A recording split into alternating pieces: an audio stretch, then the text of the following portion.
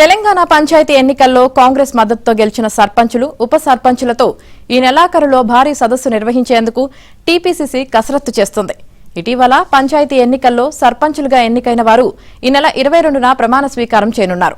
ఈ ఎన్నికల్లో మొత్తం 8,335 మంది సర్పంచులు కాంగ్రెస్ బలపరిచిన వారే కావడం గమనార్హం. వీరితో పాటు మరో 8,000 మందికి పైగా ఉప సర్పంచులతో హైదరాబాద్లో భారీ సదస్సు నిర్వహించనున్నారు. ఈ కార్యక్రమానికి సీఎం రేవంత్ ముఖ్య అతిథిగా హాజరు కానున్నారు. గ్రామ స్థాయిలో పార్టీ బలోపేతం, పంచాయతీల పాలన వంటి అంశాలపై కొత్తగా ఎన్నికైన సర్పంచులు, ఉప సర్పంచులకు ఆయన దిశానిర్దేశం చేయనున్నారు.